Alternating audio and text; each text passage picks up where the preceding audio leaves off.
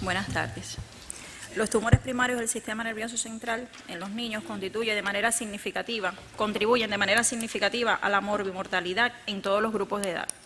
Sin embargo, aproximadamente el 1,5% de los tumores cerebrales en el niño ocurren en los infantes menores de 15 años de edad. En los lactantes y en los niños pequeños, los tumores cerebrales representan la segunda forma más común de cáncer, solamente sobrepasada por las leucemias, con una alta incidencia de estas neoplasias del sistema nervioso central. Del 50 al 60% de los tumores cerebrales se originan en la fosa posterior y son de origen glial, y alrededor del 66% son malignos. Su incidencia varía entre un 2 y un 19% por cada 100.000 habitantes por año. Y en Cuba, según el Anuario de Salud del 2011, existe una morbilidad de un 2 a un 3% en los niños menores de 15 años. En relación a los factores etiopatogénicos de los tumores cerebrales, se han invocado diferentes factores de riesgo, entre ellos los factores genéticos hereditarios, donde todos los síndromes asociados con una aparición de estos tumores tienen un patrón de transmisión autosómico dominante. Y en cada uno de ellos se ha demostrado la existencia de mutaciones somáticas, por ejemplo, en las neurofibromatosis tanto tipo 1 como tipo 2, en el síndrome de von Hippel-Lindau, en el síndrome de Sturge-Weber, en la esclerosis tuberosa y así en un grupo limitado de síndromes. Entre los factores ambientales se invocan las radiaciones, los factores ocupacionales y factores infecciosos. Las radiaciones son los que juegan mayor peso dentro de estos factores, puesto que se han descrito la asociación entre el riesgo de padecer gliomas y meningiomas y el antecedente de la exposición radiológica repetidas y en especial las exposiciones intraúteros. Entre los factores hormonales, se dice que la prevalencia de meningiomas en mujeres y su crecimiento rápido durante el embarazo sugieren la existencia de un factor hormonal. En relación a los factores de la inmunosupresión, se ha demostrado que los pacientes inmunodeprimidos, como ya sea de forma iatrogénica por tratamientos medicamentosos o pacientes portadores de VIH-Sida, tienen un alto riesgo de desarrollar linfoma primario del sistema nervioso central.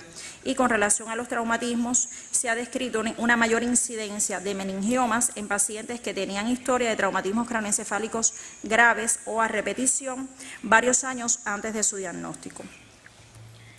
En relación al tratamiento, el tratamiento actual invoca, varios escalones terapéuticos. El escalón quirúrgico, donde se realiza biopsias, ya sea por técnicas mínimamente invasivas, ya sean técnicas estereotáxicas o por vía endoscópica o por una macrocirugía con técnicas microquirúrgicas. El tratamiento quirúrgico tiene indicación en aquellas lesiones que queremos realizar, llegar a un diagnóstico histológico, que querramos realizar una reducción tumoral para disminuir la presión intracraneal y de esta forma secundariamente poder continuar el resto de las fases de tratamiento.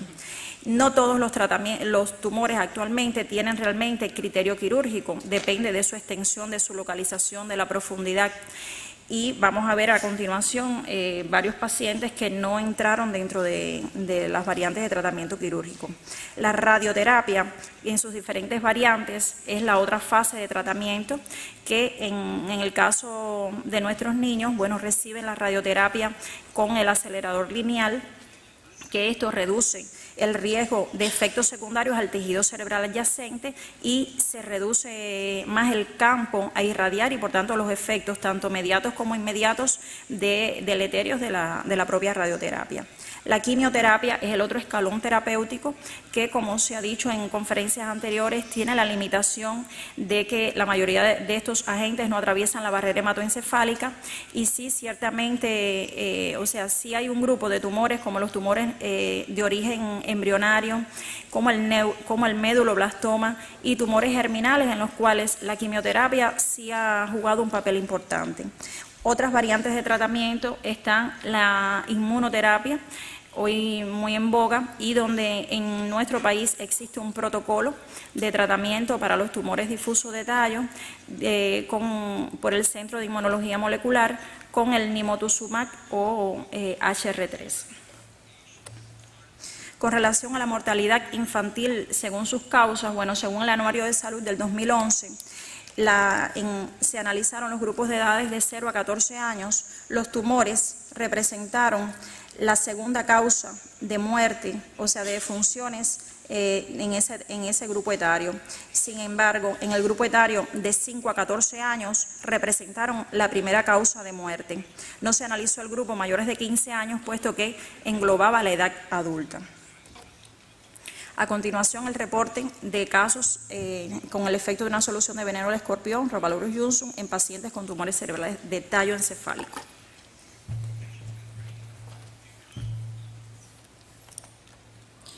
Los tumores de tallo encefálico son neoplasias con una alta morbilidad. El término de tallo cerebral no solamente define un tipo de tumor de tallo, sino que engloba una serie de neoplasias de origen glial que aparecen en el tallo encefálico, así como algunas lesiones benignas del tipo de malformaciones vasculares. Se consideran entre los más agresivos en la población pediátrica. Tienen mal pronóstico, salvo aquellas que tienen un bajo grado de malignidad con un mínimo déficit neurológico que tienen un mejor pronóstico. Representan entre un 10 y un 20% de los tumores del sistema nervioso central en la infancia, especialmente entre los 6 y 10 años de edad. El diagnóstico a nivel mundial se hace por estudios por imágenes y la biopsia por cirugía heterotáxica bajo condiciones adecuadas. En nuestro país, el protocolo, el diagnóstico se hace por el estudio por imágenes y por el cuadro clínico del paciente.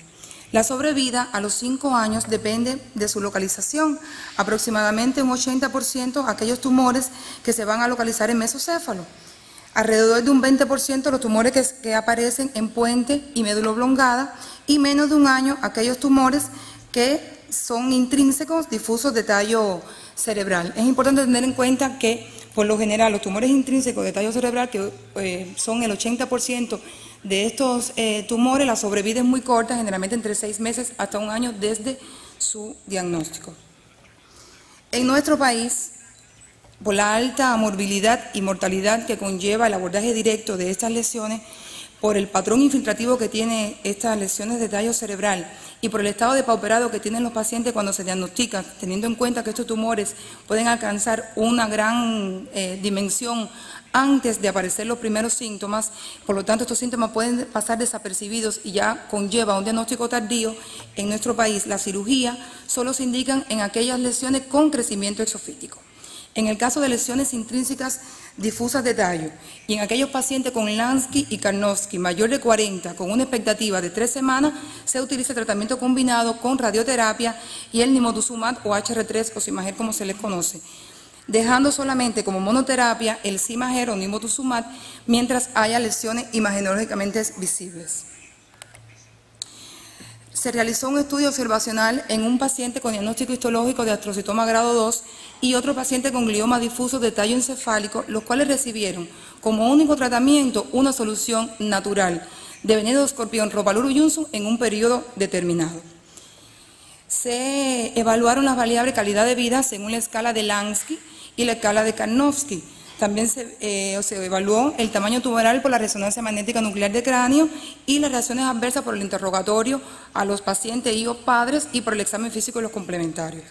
Toda la información se extrajo de la base de datos del Servicio de Neurocirugía del Hospital Pediátrico Docente Juan Manuel Márquez y de las historias clínicas que están en dicho servicio.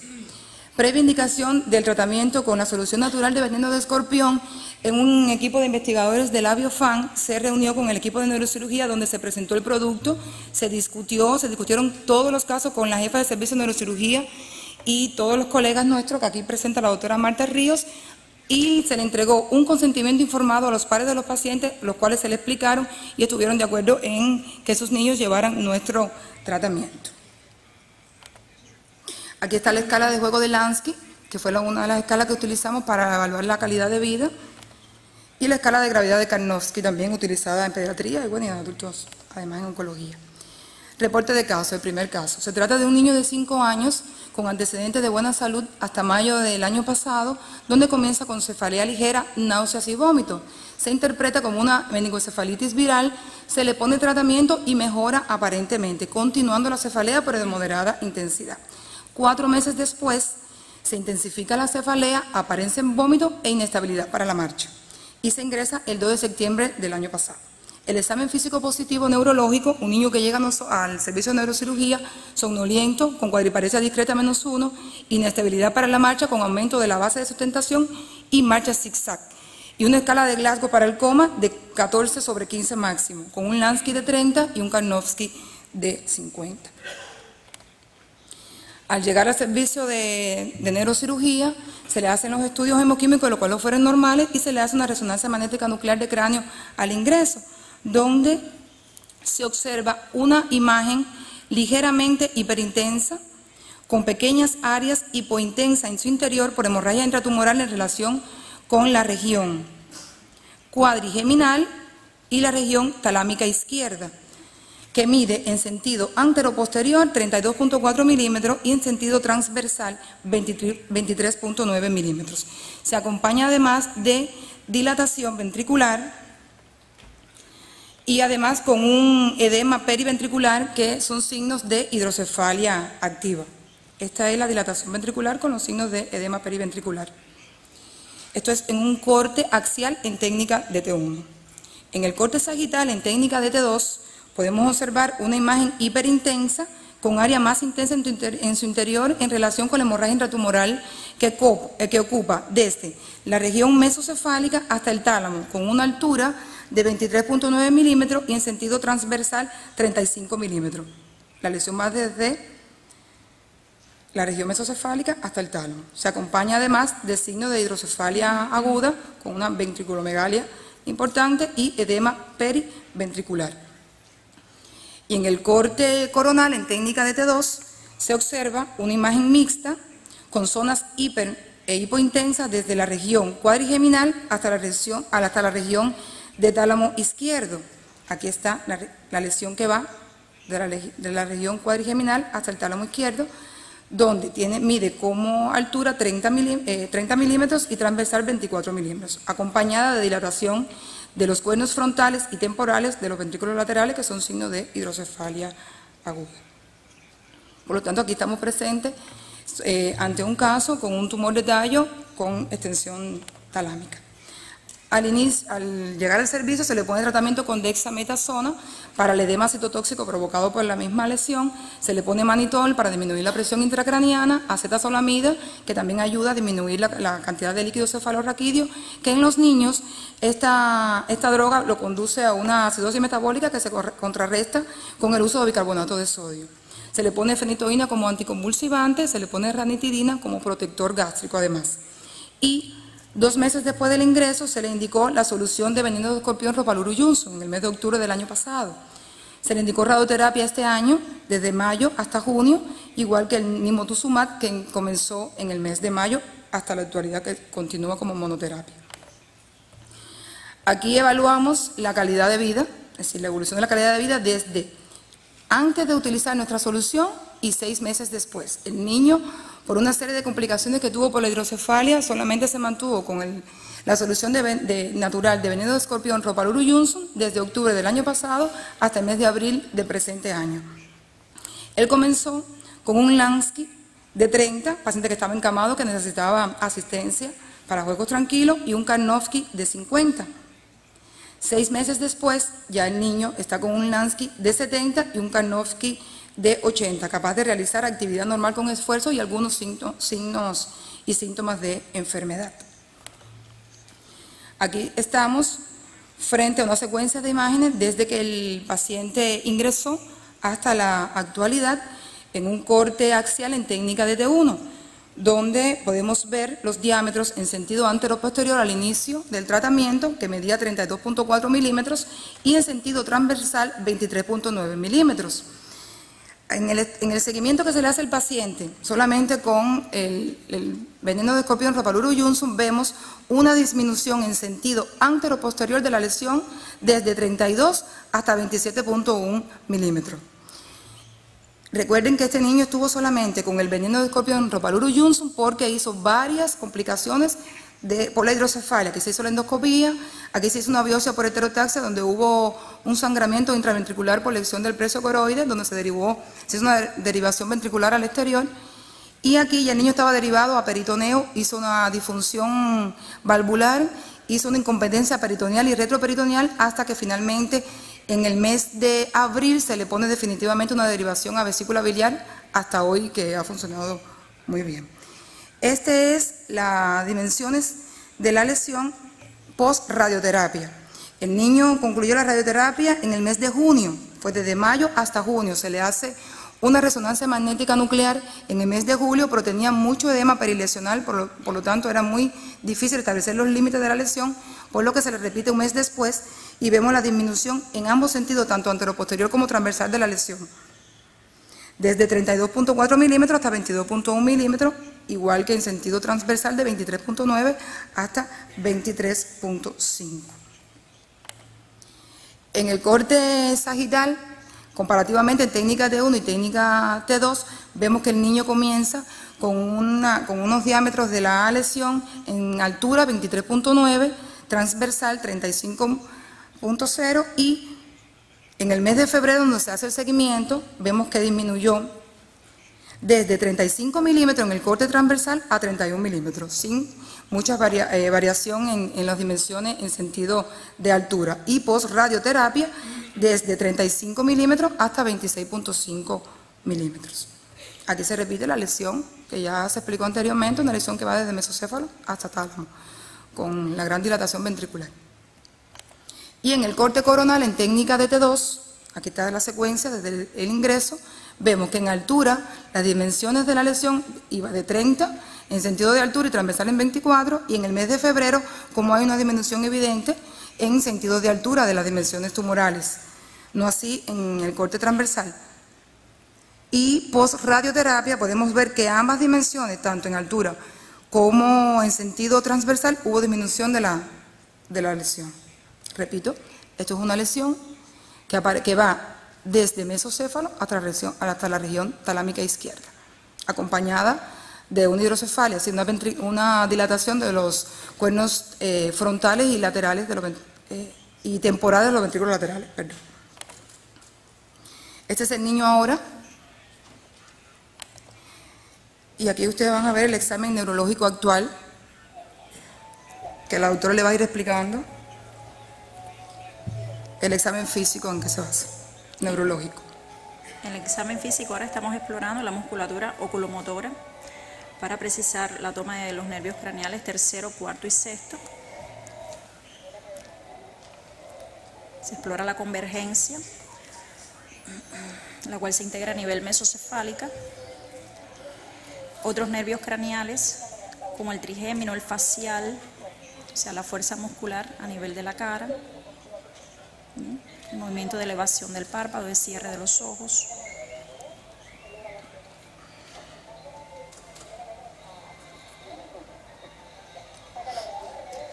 La exploración de la motilidad de la lengua, que está inervada por el nervio glosofaríngeo, y se ve la existencia o no de desviación de la úvula, la cual también está inervada por los nervios craneales 9 y 10. La fuerza muscular segmentaria a través de las barreras de las maniobras de Barré y Mingazzini. Aquí se está explorando miembros superiores.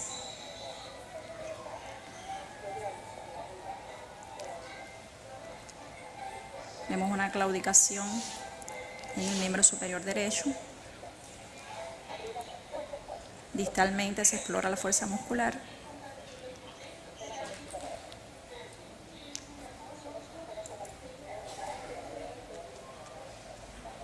Ahora vamos a continuar explorando las fuerzas musculares, tanto en miembros superiores como en miembros inferiores.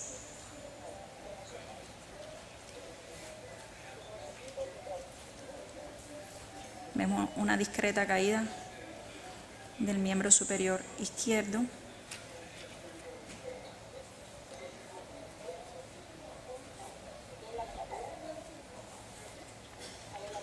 En las maniobras de exploración de la fuerza muscular de los miembros inferiores, las maniobras de Mingazzini.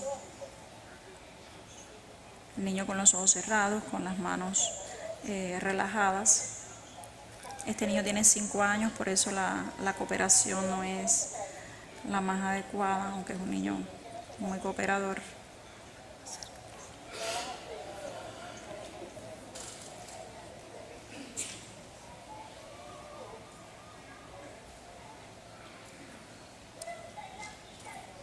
con fuerza muscular segmentaria, que está bastante conservada.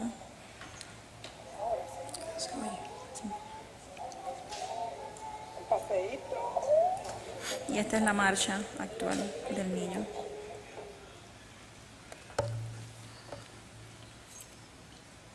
Como claudica. Una marcha hemiparética del lado derecho.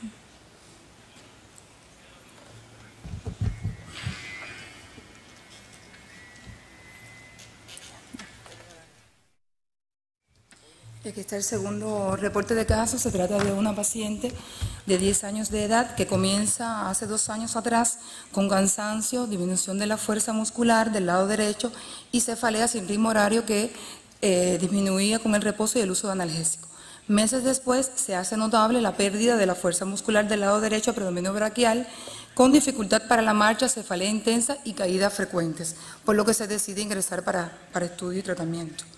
El examen físico neurológico, la paciente llega con ligera ataxia y claudicación de la marcha por déficit motor, hemiparesia derecha, predominio braquial -2, paresia central facial derecha e hipoestesia de la hemicara derecha, con una escala de Glasgow para el coma de 15/15, con Lansky de 60 y un Karnofsky de 50. Al llegar al servicio se le hace un estudio por resonancia magnética nuclear de cráneo, donde se observa una imagen hipointensa en puente, predominantemente del lado izquierdo, con un área hipointensa proyectándose hacia el cuarto ventrículo en relación con una necrosis tumoral. Las dimensiones en sentido antero-posterior 29.9 milímetros y transversal 25 milímetros. Aquí estamos frente a un corte axial en técnica de T1 que se usó gadolinio. Debajo está una imagen hipointensa en tálamo izquierdo que desplaza y colapsa el tercer ventrículo hacia la derecha, midiendo en sentido antero-posterior 41 milímetros y transversalmente 30.9 milímetros. De aquí va la lesión. Tálamo izquierdo, este tercer ventrículo desplazado hacia la derecha. En el corte sagital podemos ver una imagen hipointensa que ocupa la región ponto-mesotalámica, que mide en altura 42.7 milímetros y en sentido transversal 32 milímetros, con un área más hipointensa posterior que se corresponde con una necrosis intratumoral que se proyecta hacia el cuarto ventrículo. Y en el corte coronal con técnica de T2 podemos ver una imagen hiperintensa que va desde la región ponto-mesotalámica hacia la izquierda con una altura de 35.7 milímetros y transversal 24.3 milímetros. Los estudios hemoquímicos de esta paciente al llegar fueron normales. Se utilizó el mismo tratamiento parecido al tratamiento del reporte de caso anterior, de sametasona, mannitol, acetosalamida, fenitoína, ranitidina, bicarbonato. Ella hizo un ciclo de radioterapia, es decir, los ciclos que le corresponden de radioterapia desde junio hasta julio del 2008, donde comienza con la solución de veneno de escorpión Ropaluro Johnson, en el mes de junio del 2008 hasta enero del año pasado. Y recibió solamente una dosis de nimotuzumab porque la paciente hizo una reacción vagal intensa con cambio en el examen físico neurológico y se decidió por parte de lo que llevan el protocolo de HR3 suspender el nimotuzumab. Por eso que la paciente continuó en un periodo determinado de 3 años solamente con la solución de origen natural de veneno de escorpión Ropaluro Johnson. En la evolución de la calidad de vida, antes del tratamiento, la paciente llegó con un Lansky de 50 y un Karnofsky de 50. Y a los 3 años después, con la solución natural de veneno de escorpión Ropaluro Johnson, la paciente tiene un Lansky de 100 y un Karnofsky de 100. Es una paciente que, como ustedes lo vean, va a ser una paciente con un examen físico normal. Aquí vemos la secuencia en el corte axial en técnica de T1 que se usó gadolinio. Aquí está la lesión de tallo, que ya se había descrito anteriormente, una lesión de tallo ligeramente aplazada hacia la izquierda con una necrosis intratumoral que se proyecta al cuarto ventrículo, cuya diámetro antero-posterior mide 29.9 milímetros y transversal 25 milímetros.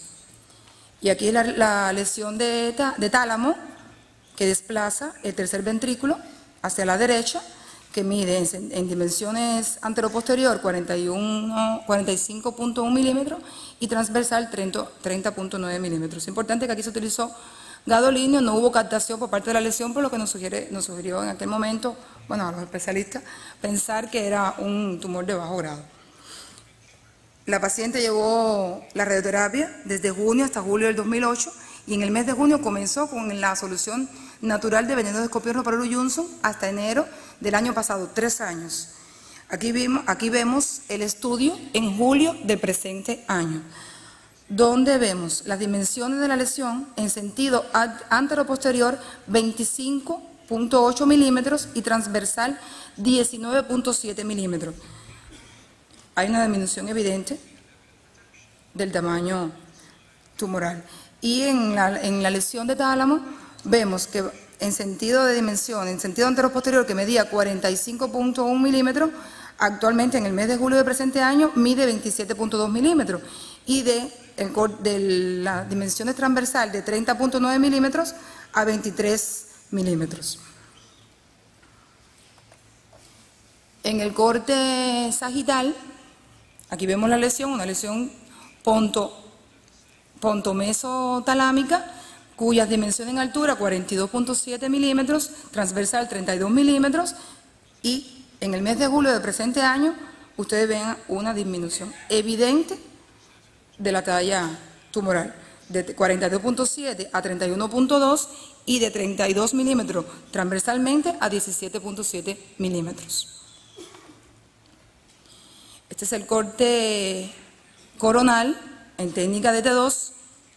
Aquí está la lesión, repito, pontomesotalámica, que mide en altura 35.7 milímetros, medía cuando ingresó, transversal 24.3 y actualmente en altura 35.2 y transversal 21.1.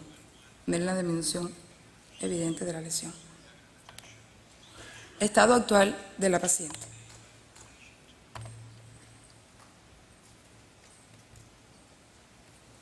Doctor. El examen neurológico de la musculatura oculomotora.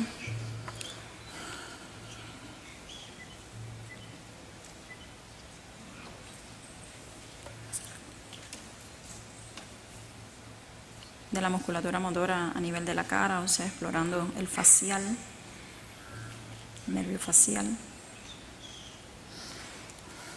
explorando el nervio glosofaríngeo, el movimiento de la lengua,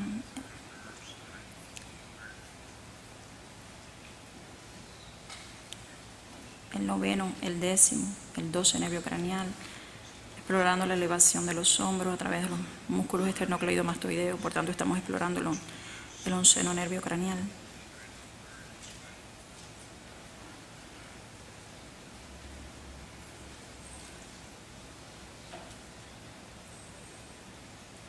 Exploración de la fuerza muscular, miembros superiores.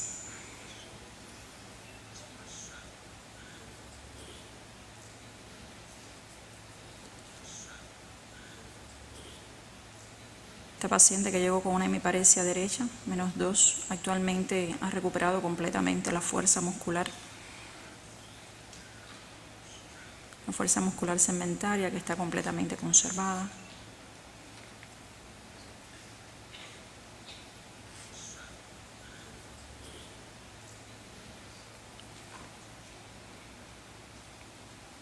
La exploración distal de la fuerza muscular en los miembros superiores.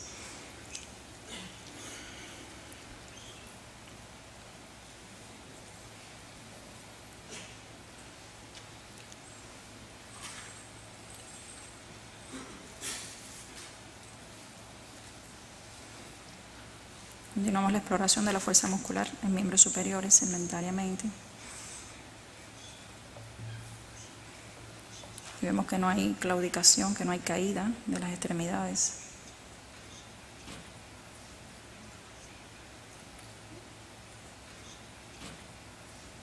Y segmentariamente, cuando se le manda a elevar la rodilla, la fuerza muscular está conservada. Así como cuando se examina la dorsiflexión de los pies.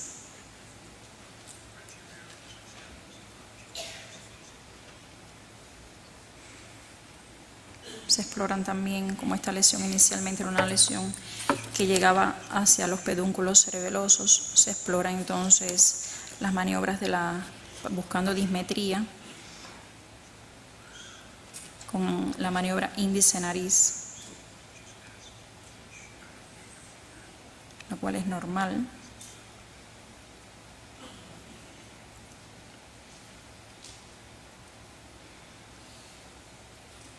Con esta maniobra también se explora si existe dismetría o no, con la adecuada coordinación. Se le manda a cerrar los ojos para evitar la ayuda visual.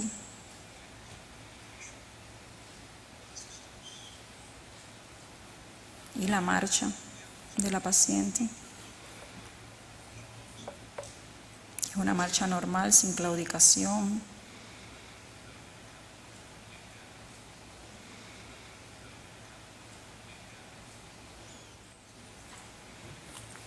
Y este es el caso inspirador, que después de 3 años de tratamiento solamente con esta solución, bueno, pues nos hizo tener fe en que esta solución realmente está haciendo algún efecto antitumoral en estas lesiones que estaban destinadas a una corta sobrevida.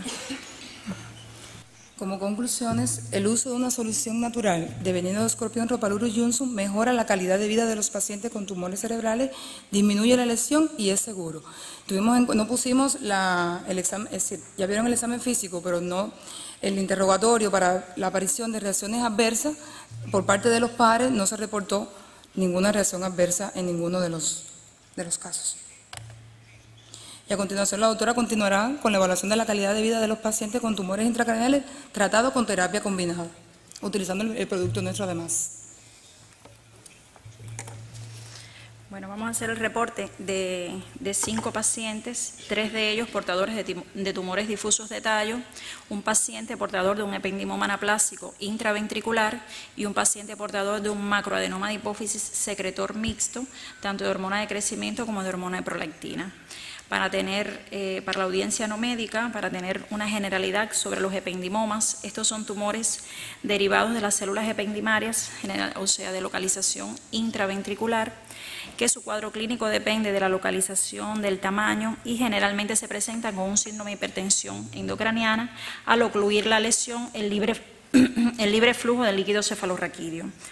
Los tratamientos van desde la cirugía abierta para realizar la exéresis tumoral lo más amplia posible, la radioterapia, puesto que estas lesiones suelen ser radiosensibles, y la quimioterapia coadyuvante. En el caso de los tumores hipofisarios, ellos representan alrededor del 10% de todos los tumores primarios intracraneales y su cuadro clínico depende de su tamaño, de su extensión y de la compresión de las vías adyacentes. Pueden acompañarse, si son secretores, de alteración de un cuadro o un síndrome metabólico endocrino, apareciendo gigantismo, macromegalia, amenorrea, galactorrea, enfermedad de Cushing, insuficiencia hipofisaria. Si llegan a comprimir las vías visuales, puede haber alguna afectación visual que puede ir desde una cuadrantonoxia, una hemianoxia, hasta una maurosis total, y de cuadros de hipertensión intracelular que va desde la cefalea frontoorbitaria y afectación de otros nervios craneales cuando el crecimiento es retrocelular con compresión del tallo encefálico. Los tratamientos para los tumores hipofisarios varían desde el tratamiento medicamentoso hormonal en aquellas lesiones que son secretoras, el tratamiento quirúrgico, que actualmente se aboga el tratamiento mínimamente invasivo a través de vías endoscópicas por vía transecto esfenoidal, y la radioterapia, que solamente se utiliza en aquellas lesiones recidivantes o remanentes de gran tamaño. Nosotros estudiamos 5 pacientes que utilizaron tratamiento combinado, de ellos 3 tumores difusos de tallo, 2 de ellos con el tumor con crecimiento exofítico hacia el tálamo y un tumor quesiero propiamente intrínseco de tallo. Se incluyó un ependimoma anaplásico, grado 3 y el macroadenoma de hipófisis secretor. Estas son las variables edad o sea, el menor niño es el niño portador del ependimoma anaplásico de 5 años y el mayor de ellos, un niño con 13 años con el tumor difuso de tallo con crecimiento exofítico. Predominó el sexo masculino en 4 de nuestros niños, una sola niña. Cirugías recibieron 2 de los tumores difusos de tallo con crecimiento exofítico, que se les realizó cirugía estereotáxica para una biopsia estereotáxica para llegar a un diagnóstico histológico que resultaron ser gliomas grado 2. Radioterapia recibieron los 3 pacientes portadores de tumor difuso de tallo, así como el paciente portador del ependimoma anaplásico. Quimioterapia, recién terminó el paciente con el ependimoma anaplásico y el tratamiento con el nimotuximab lo recibieron nuestros 3 pacientes portadores de tumores difusos de tallo, puesto que constituye un protocolo nacional esta inmunoterapia. Y tratamiento hormonal recibió el paciente con el macroadenoma de hipófisis por su suplemento, o sea, un déficit realmente de las hormonas hipofisarias, pero además se le añadió la sandostatina y el cabergolide, que son tratamientos específicos para los tumores productores de GH y de prolactina respectivamente. La evaluación de la calidad de vida se realizó a través de la utilización de las escalas de Lansky y Karnofsky, que se midieron en tres periodos: al inicio, al momento del diagnóstico, 3 meses posteriores al tratamiento y 6 meses después. En el caso, o sea, en todos los casos, excepto en la paciente portadora de un glioma difuso de tallo con crecimiento supratentorial, que sí mostró, es el caso número 3, que sí mostró una degradación tanto en la escala de Lansky como Karnofsky por un empeoramiento desde el punto de vista neurológico y porque se evidenció imagenológicamente un aumento de tamaño de la lesión. En el resto de los pacientes, en el resto de los pacientes se muestra una mejoría de ambas escalas, por tanto, de la calidad de vida. El caso número 3 es Jennifer, es una niña con un tumor de tallo de crecimiento extrínseco, o sea, también supratentorial. Es una niña que ingresa en nuestro servicio en diciembre del 2011 con un cuadro franco de hipertensión endocraniana, además de un defecto motor que en 3 días tomó inicialmente la hemicara, o sea, una toma central izquierda, que luego la mañana siguiente ya no podía sostener la cuchara para alimentarse ni sostener el lápiz para escribir, y en la escuela la maestra se da cuenta y a la mañana siguiente ya aparece un defecto motor en el miembro inferior izquierdo que le impide deambular, y muy rápidamente, en pocos días, aparecen cuadros de dolor de cabeza intenso, de vómitos, y hace una hidrocefalia obstructiva. Esta niña esta fue la resonancia inicial en el momento del diagnóstico, donde observamos una lesión muy extensa que va desde la región del puente hacia la derecha y que crece hacia los compartimentos supratentoriales, llegando hacia la región paraventricular, hacia la región talámica derecha, comprimiendo el tercer ventrículo, y es la causa de por qué se produce la hidrocefalia obstructiva. Esta lesión, en el momento de su diagnóstico, en un corte axial, tenía medidas en sentido anteroposterior de 52.4 milímetros y en sentido transversal 36.5. En el corte sagital, en técnica de T2, que es el primero que mostramos, muestra la lesión con las dimensiones de 43.3, en sentido transversal 33.7, y en el corte coronal se observa la lesión que en altura mide 48.2 hasta 28.4. Esta nena se le practicó una biopsia por estereotaxia, la cual fue fallida, mostró, o sea, el tejido no fue concluyente para estudio histopatológico, y la familia se negó a una próxima biopsia. Esta niña recibió radioterapia con el protocolo nacional del nimotuximab y además se le añadió al tratamiento el Vidatox.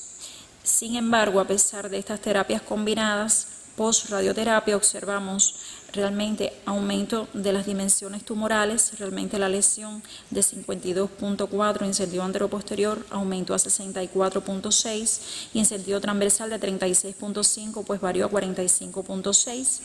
Por tanto, a pesar de no tener diagnóstico histológico, ser una lesión con un gran crecimiento extendido, pues se discutió con la familia y en el staff de oncología de nuestro centro la inclusión de esta paciente en la quimioterapia para incluir otra manera terapéutica de poder frenar este crecimiento tumoral. Actualmente esta niña, concluyó el tercer ciclo de quimioterapia y en agosto del 2012, en este momento todavía no estaba recibiendo quimioterapia, se observa que las dimensiones tumorales, comenzaron a variar algo de 64.6 en sentido anteroposterior, está en 52.7 y en sentido transversal hubo también cierta reducción y en este periodo de abril hasta agosto solamente había terminado la radioterapia y en ese momento estaba utilizando el tratamiento combinado del Nimotuzumab y el Vidatox. En los cortes sagitales se observa también, inicialmente desde diciembre hasta abril, el crecimiento de las dimensiones tumorales y actualmente en el sentido, en el corte de agosto del 2012, en el sentido transversal no se observan realmente modificaciones del tamaño tumoral, están prácticamente similares. En el estudio, en el corte coronal, técnica de T2, evolutivamente, se observa que desde post-radioterapia en abril del 2012 hasta agosto del 2012, antes de incluirse en quimioterapia, las dimensiones tumorales sí aumentaron de 43 milímetros en sentido de altura, estaba en 44.6 y en sentido transversal de 41.3 había aumentado a 45.1. En este momento, esto fue hace unos días, que la niña se encuentra hospitalizada recibiendo el tercer ciclo de quimioterapia en la sala de oncología de nuestro centro. Este es su estado actual, que como dijimos es la niña que ha ido degradando en la escala de Lansky y Karnofsky. Actualmente presenta un defecto motor -4 facial y una toma total directa y proporcional del lado izquierdo, está completamente pléjico, por tanto necesita ayuda y asistencia frecuente. Y aquí vamos a mostrar algunos elementos que pudimos tomar de su examen físico.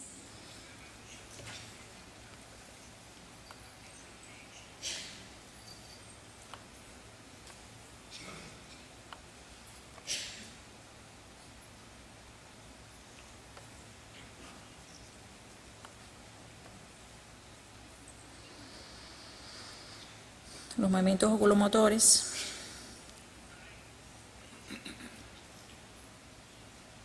Que muestran una paresia del sexto nervio del ojo derecho.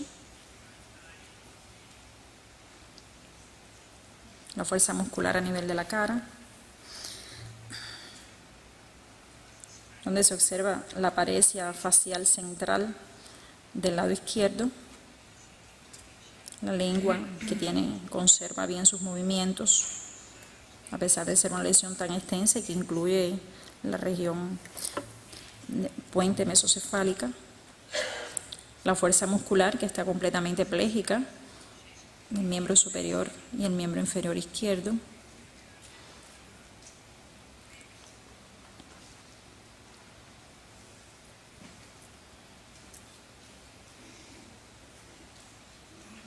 Es difícil explorar un niño con quimioterapia, pero ella es una niña muy cooperadora y realmente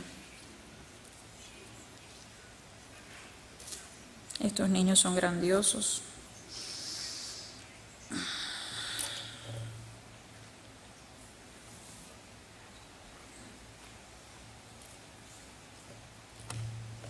El caso número 4 es el niño Elier, operado.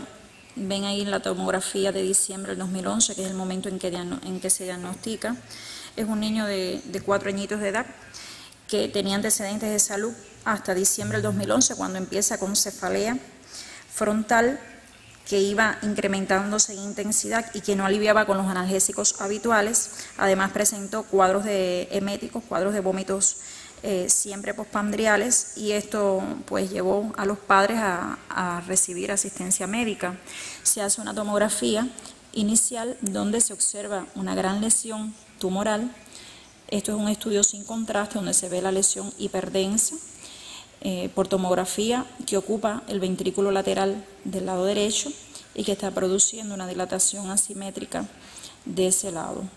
Este niño fue operado 3 días después a través de un abordaje directo y se hizo exéresis total de la lesión. Posteriormente el niño recibió radioterapia, su esquema de radioterapia, y recibiendo sus 56 Gray entre enero y febrero del 2012. En marzo, cuando se realiza el próximo estudio de control para ver el estado post-radioterapia del área quirúrgica, pues para sorpresa nuestra, pues aparece una recidiva tumoral, como se ve ahí en los cortes de marzo del 2012, en el mismo lecho tumoral, pero por suerte de menores dimensiones, y esta lesión fue resecada por segunda vez de forma total, con un examen neurológico actual del niño también normal, con un Karnofsky de 100 puntos, y actualmente el niño está recibiendo quimioterapia. Ha recién terminado su 6º ciclo de quimioterapia, como está protocolizado según el protocolo de los ependimomas, y también fue incluido está recibiendo la solución del veneno del escorpión desde enero del 2012.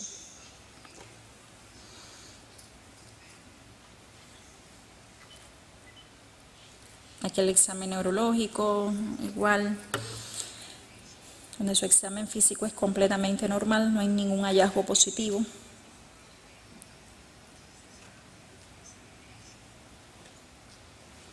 Ese día el niño iba a empezar su 6º ciclo, sin grandes efectos adversos y una gran tolerancia.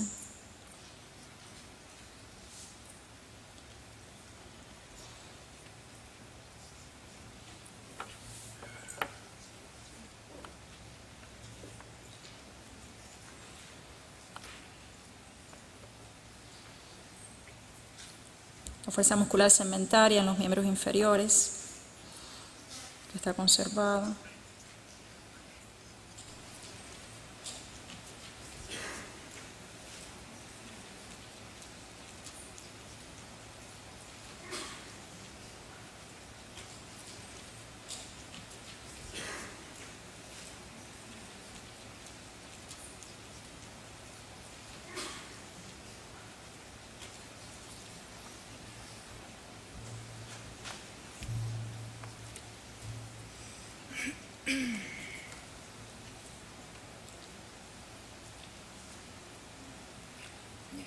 Y ahí vemos el ir jugando. Y el 5º y último paciente es el paciente portador del macroadenoma de hipófisis. Este niño es un niño de 9 años de edad en el momento de su diagnóstico, hace un año anterior, con el antecedente de haber nacido un parto pretérmino, distóxico, que requirió a las 29 semanas, que requirió ventilación asistida durante 37 días por un conducto arterioso permeable. A los 5 años, desde los 5 años se estudia en consulta de neurología por ligero retardo en el desarrollo escolar, y refiere la madre, en junio del 2011, la madre notó que 7 días antes de su ingreso, pues el paciente comenzó a presentar manifestaciones catarrales con tos persistente, y 4 días después notó que el niño no podía abrir completamente el ojo izquierdo. Además, estaba notando que el niño le había referido visión borrosa y mareos, por lo cual fue llevado a nuestro cuerpo de guardia, donde en el examen físico inicial lo que se encuentra es una ptosis palpebral izquierda incompleta, y tenía dilatada la pupila del ojo izquierdo sin reflejo fotomotor directo, lo cual hablaba a favor de una toma del tercer nervio craneal izquierdo incompleta. Y en el fondo de ojo mostró una ligera palidez de la papila a nivel del ojo izquierdo. Además de otros hallazgos a su examen físico, su aumento de su talla corporal, del tamaño de las manos, de los pies, así como los rasgos faciales, y en el campo visual, aunque hubo poca cooperación del paciente, pues impresionaba a los neurooftalmólogos que había una reducción del campo visual. Y su escala de Glasgow para el coma inicial era de 15 puntos. Este paciente en la resonancia inicial mostraba en el corte axial, en la técnica de T2, que son las dos primeras imágenes, en la técnica de T1, que es la siguiente, pues mostraba una lesión tumoral que ocupaba la región celar y supracelar, que englobaba las arterias carótidas con crecimiento lateral y anterior, y que sus mayores dimensiones eran en sentido anteroposterior 36.4 milímetros y en sentido transversal 46.4 milímetros. En el momento de su diagnóstico, en el corte sagital, técnica de T2, las mayores dimensiones del tumor eran 35.9 en altura y transversal 22.9.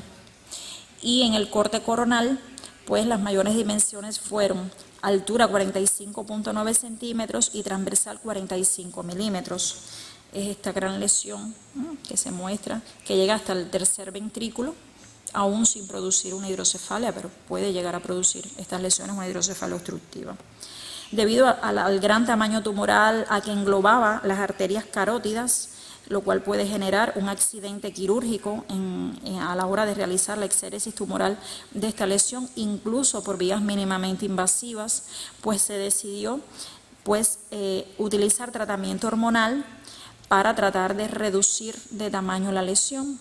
El paciente inicialmente llevó tratamiento solamente con cabergolide. Recuerden que esta es la lesión mixta, productora de hormona de crecimiento, por eso los rasgos acromegálicos en este niño, y además productora de prolactina. Utilizó cabergolide y no hubo inicialmente una gran respuesta imagenológica. A partir de febrero del 2012, pues se le introduce al tratamiento sandostatina, que es un producto hormonal que inhibe realmente la producción de la hormona de crecimiento a nivel de las células tumorales, y además se combina el tratamiento con el Vidatox, el cual inició desde octubre del 2011. Realmente, comparativamente, en los estudios evolutivos de este niño, utilizando el tratamiento hormonal en conjunto con el tratamiento del Vidatox, vemos las reducciones de tamaño de la lesión de 36.4 en sentido anteroposterior a 35.1, y sobre todo en el eje transversal, que englobaba las carótidas, que medía 46.4, actualmente está en 38 milímetros. En el sentido, en la altura, en el corte sagital de 35.9, está alrededor de 41, y en el corte transversal de 22.9 está en 30.5. Sin embargo, en el corte coronal sí se observa, en ambas dimensiones, tanto en altura como transversal, una reducción de casi 1 centímetro, pues hay una variación de 45.9 a 36.7 y de 45 milímetros a 35.6. Este es el niño actualmente.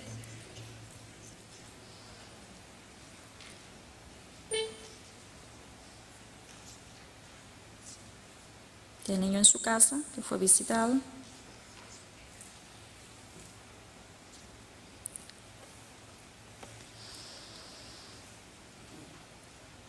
Se explora la musculatura oculomotora, donde no hubo alteraciones. La toma del tercer nervio craneal izquierdo que tuvo este niño fue completamente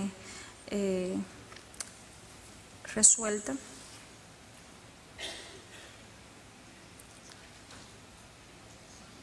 La musculatura facial está conservada.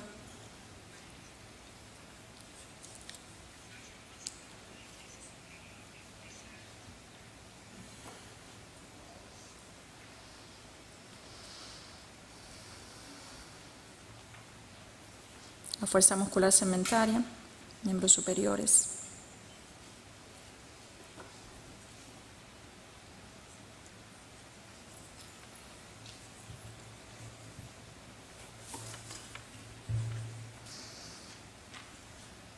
Está igualmente conservada.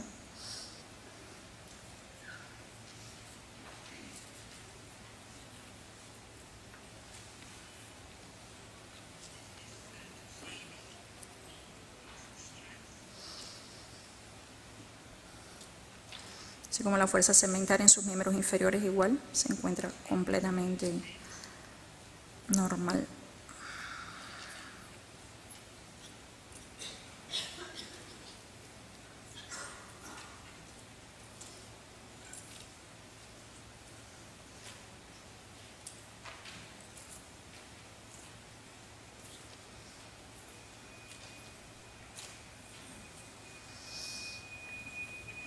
Explora si existe dismetría o no con las maniobras índice-nariz.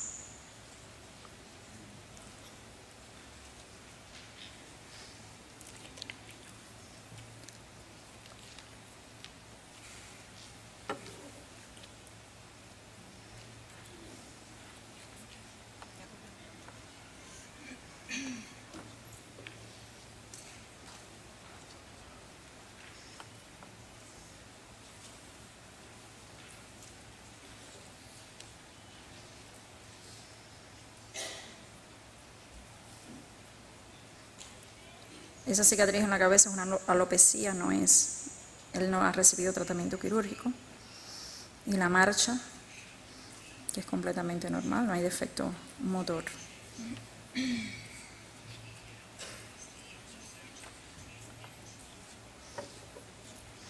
un Karnofsky de 100 puntos incorporado a su actividad escolar.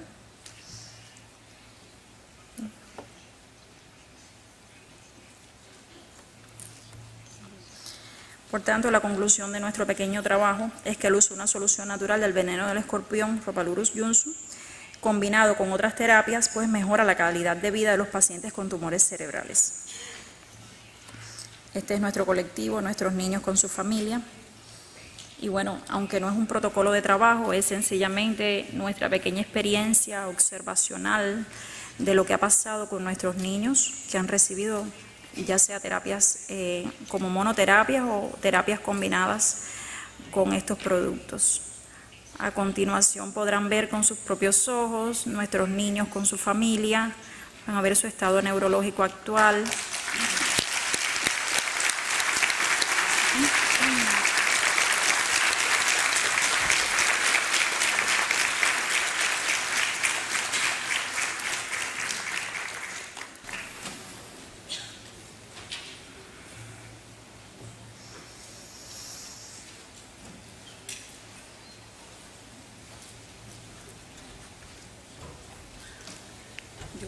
Aquí tenemos los tres pequeñitos, Eduardo, Elier y Leandro.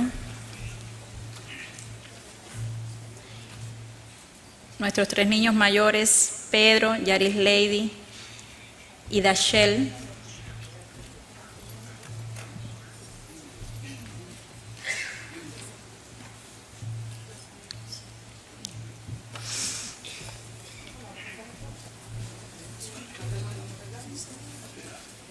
Aquí tenemos a Leo, el primer reporte de caso que estuvo 6 meses con la solución de veneno de escorpión para Rhopalurus junsu.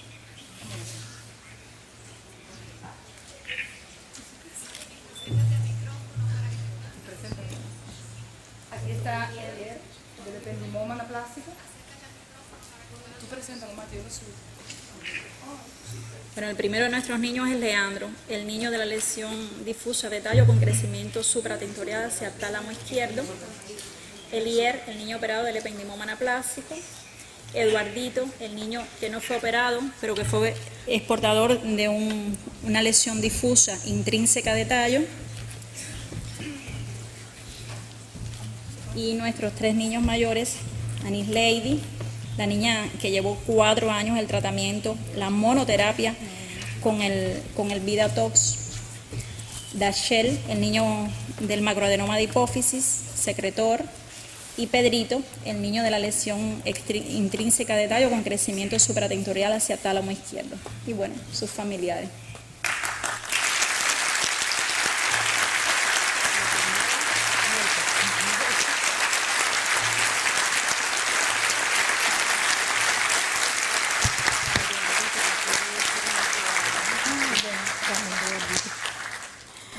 Entonces uno de nuestros niños quiere decir unas palabras al público presente.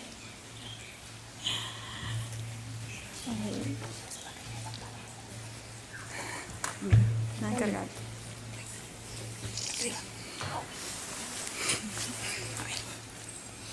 Yo les quiero agradecer a todos los niños a todas las personas que han fabricado estas medicinas, el veneno de alacrán y las gotas homeopáticas. Yo les quiero agradecer a todas las gentes que se han librado por este medicamento.